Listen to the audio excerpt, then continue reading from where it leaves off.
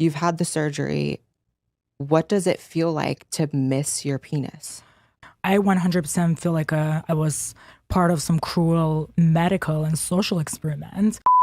So part of your kind of transition horror story here is that you have a neovagina that isn't working properly. You have osteoporosis And scoliosis. scoliosis. After I've been through the system, I 100% feel like I was part of some cruel medical and social experiment. Except for nobody checked on me, and if I offed myself, I would not even be included in any statistics. I'm sure they would just write me off as some other issues. I've spent thousands of dollars. I've traveled across the country, did all the consults trying to get help. So every time I went to consults, I entered my history, my information.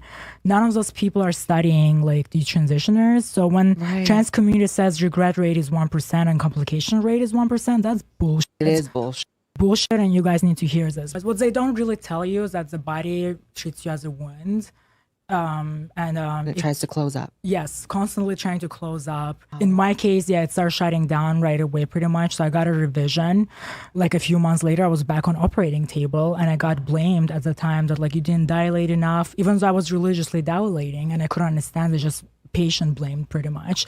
Now that I talk to other people, it's the same happened to them, that's what they don't tell you. So they did the surgery, which they just opened me back up and they're like, you have 8 inches, congrats. And I was like excited. So I drove back to Massachusetts and by the time I got home pretty much I already lost 1 inch. I couldn't dilate back up. Stopping it there. Welcome to Speak Freely. Here we celebrate the freedom of speech. And today we're going to be reacting to a video that Blaire White did on her podcast. And she is speaking to a detransitioner who is detransitioning back from trans female back to their biological sex, which is male. So they're fine with using the pronouns he, him, because he identifies as he, him, which I know is a bit confusing because they still very much present as female, and they talk more about that, the reason why that is more in the video. But right now what he's talking about is the bottom surgery for male to female, and what a lot of people who are going into this surgery are not told is that they are very big complications to these surgeries, also from female to male, and basically saying that once you get your penis inverted, that the body constantly just treats it as a wound and it's constantly trying to heal itself back up, right? And so it's not a vagina, it's not a replacement for a vagina, and a lot of times they're gonna go more and more into this about the massive complications of the complete loss of sensation, no sex drive, no sex really at all. And I like how they hit on the fact that they're not studying detransitioners.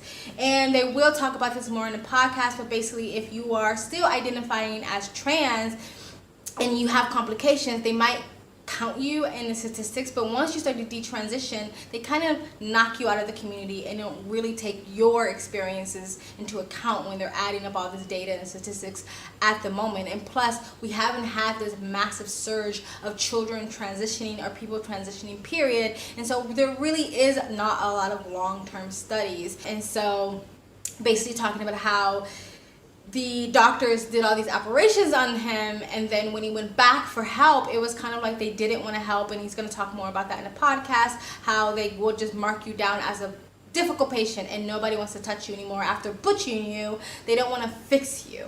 That a lot of it is also irreversible, or if you can reverse it, it's a long road, which is one of the reasons why they still present as female. And their story is just tragic. Their story is horrific. And there's other detransitioners where their story is so sad, and they're just being completely ignored by the medical industry, by the people that did this to them, and by their once loving, inclusive rainbow community that sort of kicks them out once they decide to start detransitioning and speaking out about detransitioning. Anyway, we're gonna get back into it, but before you do, if you like these type of videos, please like, comment, subscribe, hit the button, get notifications when I do upload. All of that really does help with the algorithm, guys. And if you'd like to support the channel even further, you can donate. My PayPal and Cash App link is in the description box below and also in the comment section. Of course, it helps. but you don't have to. You can just like, comment, and subscribe. All right, we're gonna get back into it. I'm gonna try not to stop so much. I just want to do an initial introduction because this is a long video. I tried to edit it down, and this is edited down. So you can go on Blaire White's channel, her podcast channel. You can look at the full video. So I'm gonna split this video up into 2 parts because this video is probably gonna be longer than 30 minutes because it's a 17-minute clip that I'm reacting to, even though I've sort of edited it down. So click on this one and please go watch part 2 if you choose to do so. Anyway, we're gonna get back into it and hopefully you continue to enjoy this episode. All right. Other detrans males, I don't know will I have time, but like they have it worse. It's people who have no sensation in their like groin. I saw a viral post from another detransitioner who said that you could literally stab his genitals with a knife and there is no sensation. For years as a trans person, I've been asked like my reasons for not wanting the surgery, etc. And people are like, well, yeah, maybe you won't be able to orgasm anymore. In their mind, their head goes to like, will you be able to still come afterwards? The reality is, for some people, and you're saying for yourself, you can't even have sex. You have had a sex change, and now you cannot have sex. Yeah, it was not a fair trade at all. So, and plus they didn't tell me there was a study done in Sweden where it showed that suicide probability went up. You can bleep out that word. Sorry, I said it. But like, like I wish somebody told me, like one of the therapists, like you can do this, but you will more likely to off yourself after this, according to certain studies. Why is it all hidden online and nobody talks about it? Why do people have to look for it themselves? You've had the surgery. What does it feel like to miss your penis? Honestly, like I didn't miss it up until I started I missed it, but I couldn't admit it to myself. It was like a sunk cost fallacy. And then I started having phantom limb thing happening. I would wake up in the morning and have dreams about having a penis. And then I would wake up and not have it.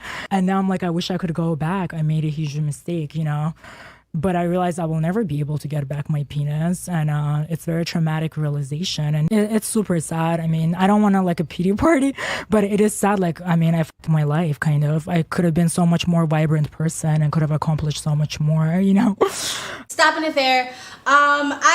If you go on a detrans Reddit, which is over 30,000 now, a lot of people say the same thing, that they feel like they've ruined their life. They feel like they fucked up their life, or at least they're going to talk about more about this in a podcast, that all the years you could have been going into your career or developing relationships or developing yourself or traveling or learning a new trade, you spend years hyper-focused on transitioning and then more years hyper-focusing on detransitioning.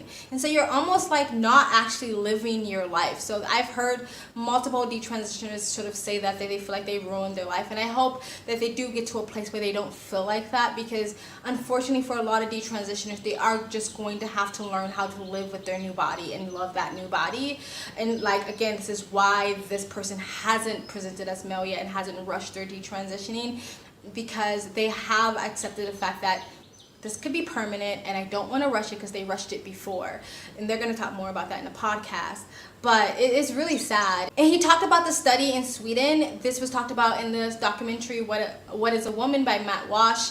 And the study was done basically saying 7 to 10 years after transitioning is when a transgender person or the person who got the surgery is more suicidal.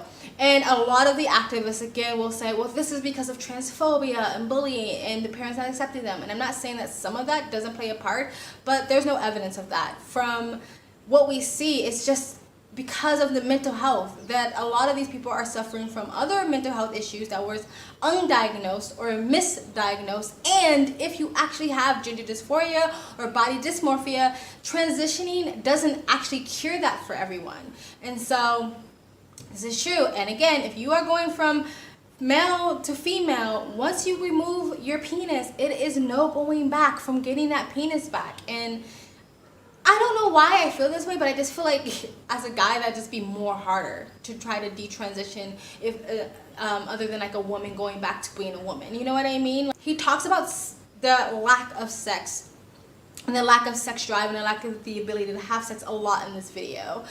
And I think that's because people underestimate the importance of sex and our sex lives throughout our life. Like, it's a big part of our lives and it's a big part of our relationships. Like, if you can't have an intimate sexual relationship with the person you love, it does take something away from that. And it's not everything, because unfortunately some people just get in massive accidents and that just eliminates that part of their relationship. But it is a massive part of a relationship. And without that, you're kind of just becoming platonic friends or whatever. So they talk about that, and especially coming from being a boy, remembering your sex drive, remember how much you enjoy sex, to like it being gone completely, basically.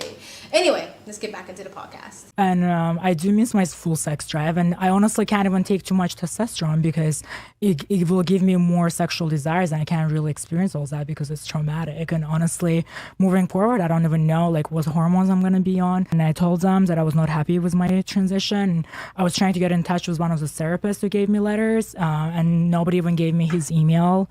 So yeah, it's like they really don't care. It's like they don't want to even know. Because why?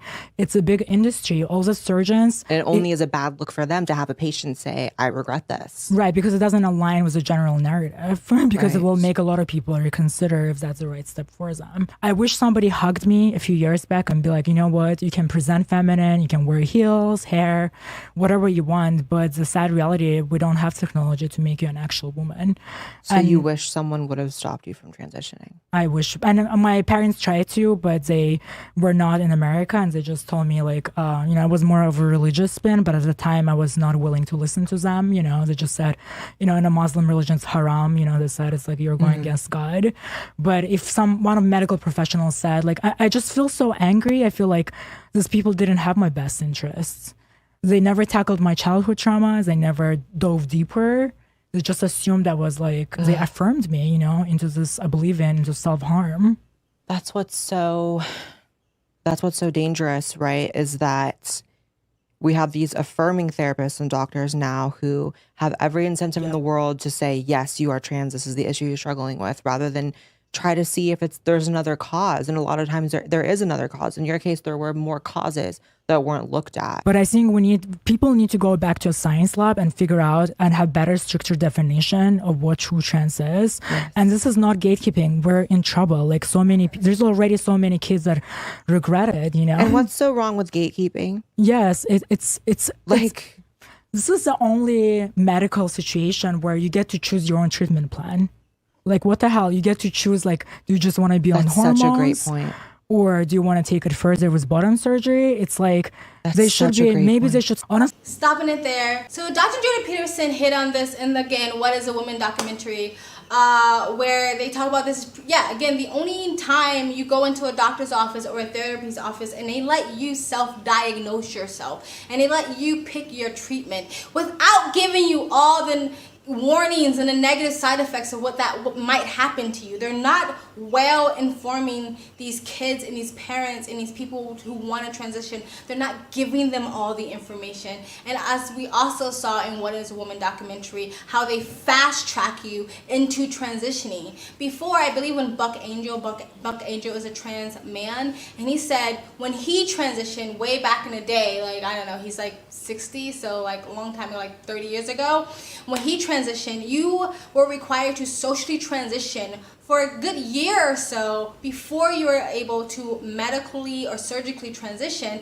and you had to do a lot of therapy, and it wasn't confirming therapy. With this affirmation therapy, this confirming therapy, all they're doing is allowing you to self-diagnose and confirming whatever you say. You're a man, you're a woman, you're a fish, you're a dog, you're a wolf, whatever you say, you are, and here's your fast-track treatment plan for you. You know what I mean? It's fucking absolutely ridiculous, and this is what I mean when I say they're misdiagnosing people or just not diagnosing them properly at all, because a lot of these people are dealing with a lot of more struggles. They are already depressed, they're already want to off themselves, they're already have anxiety, they may have other personality disorders, they may have childhood trauma. There's a lot of things that can be going on, and these doctors aren't actually being doctors. They're not doing what they vow to do no harm, and to help people as much as possible. And you're right, they're basically allowing people to self-diagnose and go butcher themselves and do self-harm. And the parents, the fucking parents, he transitioned as an adult.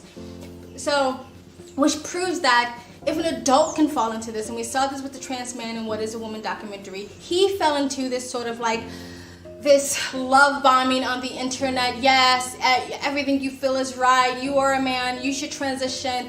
He fell into that cult-like atmosphere in his 40s. You know what I mean? So you really think these teenagers and these kids are going to be able to resist this? No. And unfortunately, the train has kind of already been moving, and we're going to have an entire generation where a good giant chunk of that population are going to be spending their 20s and their 30s detransitioning, or going through puberty for the first time. And he also talked about just being a feminine boy. And this is the other thing where I see from the conservative, religious, Republican, traditional side where the overcorrection is happening, where they're kind of demonizing anything that is not traditional or traditionally male or masculine. And that is the wrong thing to do, because if you do that, it's going to push more people to just thinking that they're trans. Like, oh, I'm not a traditional male, and not being a traditional male is wrong. You get bullied, you get harassed.